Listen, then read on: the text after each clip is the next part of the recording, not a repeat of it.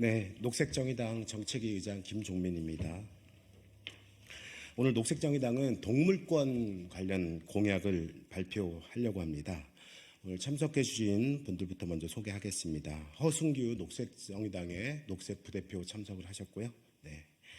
정경섭 우리동물병원 생명사회자협동조합 전 이사장이신 정경섭 이사장님 참석하셨습니다. 네. 저랑 허순규 녹색정의당의 녹색부대표께서 먼저 함께 공약을 발표를 하고요. 정경섭 전 이사장님께서 관련돼서 또 지지도 하고 또 응원도 해주시는 그런 발언으로 이어서 하도록 하겠습니다. 그럼 녹색정의당의 동물권 관련된 정책 공약을 말씀드리도록 하겠습니다. 동물권을 보장하고 동물들과 공존하는 첫걸음을 녹색정의당이 만들겠습니다. 펫숍 금지와 동물 보건소 설치, 반려동물을 위한 반려동물 정책을 만들어 가겠습니다. 동물학대 축제 폐지로 시작하는 갇힌 동물에 대한 해방 정책을 만들어 가겠습니다. 새 충돌과 로드킬 방지 등 야생동물을 살리는 정책을 만들어 가겠습니다. 동물들을 대하는 태도를 보면 그 나라의 도덕성을 알 수 있다고 합니다. 2022년 설문조사에서는 전체 응답자의 33%가 동물권에 대해 알고 있고 79%가 동물에게도 기본권이 있다는 데에 동의한다는 응답 결과가 나왔습니다. 동물을 보는 사람들의, 시민들의 시각도 점점 바뀌고 있습니다. 동물권을 보장하는 정책은 더 이상 미래의 정책이나 이색적인 정책이 아니라 지금 당장 시급한 정책입니다. 20년 넘게 이어진 한국 동물권 운동의 영향으로 법무부는 2021년 민법 개정안에 동물은 물건이 아니다라는 선언적인 조항을 제안하였고 2024년 1월 9일에는 개의 식용 목적의 사육, 도살 및 유통 등 종식에 관한 특별 법안이 국회에서 통과되며 동물권 보장을 위한 진전이 이루어지기도 했습니다. 그러나 아직 갈 길은 너무 멉니다. 녹색정의당은 비인간 동물의 존재를 그 자체로 존중하고 동물 학대를 막으며 야생 동물들의 서식지를 회복할 정책을 제시하겠습니다. 먼저 첫 번째, 펫샵을 폐지하여 반려동물을 사고 팔지 않는 사회를 만들겠습니다.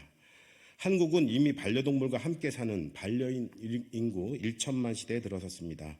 그러나 버려지는 유기동물이 해마다 10만 명에 달하며 여전히 수많은 동물들이 펫숍과 번식장 등지에서 상품으로 취급당하며 고통받고 있습니다. 이제 반려인만이 아니라 반려동물이 함께 행복한 정책이 필요합니다. 독일은 모든 동물의 등록을 의무하고 매년 반려동물 양육세를 통해 공공반려동물 의료체계의 재원으로 사용하고 있습니다. 영국은 2020년 4월 루시법을 통해서 6개월령 미만의 동물 판매를 금지해 반려동물 번식장에서 펫샵 등 제3의 유통업자에게 판매가 불가능하도록 했습니다. 우리도 반려동물을 위한 공적인 체계가 필요할 때입니다. 녹색정의당은 현 동물보호법을 동물권리법으로 개정하여 동물병원, 펫샵 등에서 반려동물의 유통과 판매를 금지하겠습니다. 동물 번식장과 경매장도 단계적으로 폐지하고 동물보호소를 통해서만 반려동물을 분양받을 수 있도록 하겠습니다. 또한 유명무실한 현행 동물 등록제를 강화하여 반려동물을 입양했을 때 반려동물 등록을 의무하여 반려인 책임을 강화하고 분실, 유기, 방치된 동물을 제대로 관리, 감독하며 동시에 등록된 반려동물에 대해서는 아래 말씀드린 국가동물의료 체계를 통해서 공공의료를 제공하도록 하겠습니다. 둘째, 동물보건소 설치와 국가동물의료보험 제도 도입을 통해 반려동물이 치료받을 권리를 보장하겠습니다. 반려동물과 함께 살며 가장 필요한 것은 반려동물의 의료 접근 문제입니다. 반려동물이 늘어나며 동물병원별로 천차만별인 항목별 의료비와 반려동물 의료비 부담 문제도 점점 커지고 있습니다. 반려동물에 대한 의료보험 제도가 미비하여 현재 국내 민간 반려동물의 보험 가입률은 0.1% 미만인 실정입니다. 또한 현재 서울시와 경기도 등의 반려동물 의료 지원 정책이 있지만 일부 저소득층 등에만 국한되어 있습니다. 녹색정의당은 동물 등록제를 실시하고 등록된 반려동물에 대해서는 국가동물 의료체계 다시 하겠습니다. 녹색정의당은 동물 등록제를 실시하고 등록된 반려동물에 대해서는 국가동물 의료체계를 통해 공공의료를 제공하겠습니다. 먼저 국가가 반려동물 의료비 표준수가제와 진료비 고지 의무화를 시행해서 반려동물 의료비 절감을 주도해 나가겠습니다. 동물 등록제와 반려동물 양육세를 통해 마련한 재원으로 동물 의료보험 제도를 실시하고 자치구별로 동물 보건소를 설치하여 의료비 절감과 장기적인 반려동물 무상 의료화를 위한 기반을 마련하겠습니다. 현재 자치구별 보건소 내에 동물 보건소를 설치하여 기본 검진과 치료, 예방 접종, 중성화 수술 등 기본적인 반려동물 의료를 제공하겠습니다.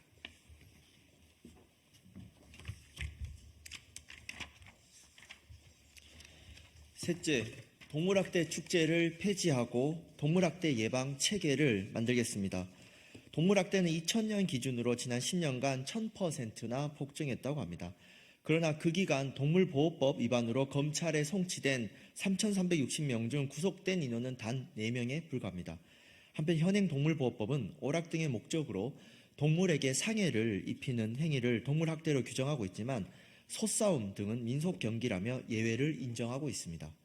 또한 원래 하천에서 살지도 않는 산천어 수십만 명을 전국에서 가져와서 상수원 보호구역인 화천천을 훼손하며 인간의 즐거움을 위해 산천어들이 행사 전부터 극심한 스트레스를 느끼다가 고통스럽게 죽어가는 모습을 즐기고 있습니다. 그러나 이런 잔인한 축제도 산천어가 식용이라며 전혀 제재를 받지 않고 있습니다. 우리 어린이 시민들에게 이렇게 동물학대를 아무렇지 않게 교육해도 괜찮은 것일까요? 최근 전북녹색당에서 진행한 여론조사에서 시민 60% 이상이 소싸움 대회 예산 지원을 반대했고 동물 이용 축제 관련 인식조사에서 응답자의 77%가 동물 복지를 위해 주최자와 국가가 조치를 취해야 한다고 답했습니다. 우리는 무주 반딧불 축제나 군산과 서천의 철새 축제처럼 동물을 학대하지 않고 함께 공존하는 축제를 충분히 만들 수 있습니다.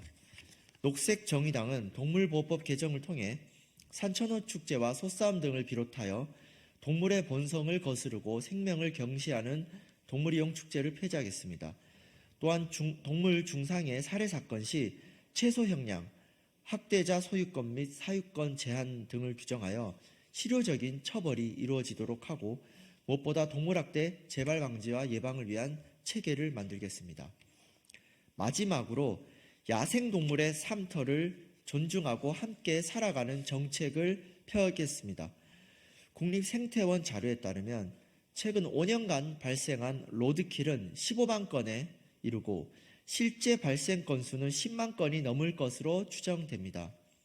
환경부와 국립생태원에 따르면 해마다 800만 마리의 야생조류가 건물 유리창과 투명 방음벽에 충돌해 사망합니다. 또한 인간이 의무적으로 파놓은 콘크리트 농수로와 배수로는 소형 야생동물의 무덤이 되고 있습니다. 멧돼지와 같은 야생동물들은 유해조수로 분류되어 제거돼야 할 대상으로만 호명되고 있습니다. 이런 야생동물의 존재와 공간을 존중하며 인간이 이들과 함께 공존할 수 있도록 고민을 시작해야 합니다. 녹색정의당은 로드킬과 콘크리트 농배수로 야생동물 사망에 대한 체계적인 실태조사를 실시하겠습니다. 조사를 토대로 로드킬 다발 구간에는 유도 울타리, 주의 표징관과 같은 로드킬 방지 시설 설치를 의무화하고 생태통로 설치를 통해 로드킬을 예방하겠습니다. 녹색정의당은 교통정책에서도 도로 건설과 공항 건설을 제한하고 철도 중심의 수송체계를 마련할 것을 약속드린 바 있습니다. 불필요한 도로 건설을 막는 것은 야생동물을 위해서도 필요합니다. 또한 새충돌 방지를 위해 신규 투명 방음벽 설치를 지향하고 기존 투명 방음벽과 건물 유리창에 대한 스티커 부착을 민간 건축물에도 의무화하겠습니다. 본질적으로 야생동물과 인간이 평화롭게 공존할 수 있으려면 야생동물의 서식지 확보 및 회복과 재자연화를 통해 자연스러운 개체수 유지가 이루어지도록 만들어야 합니다.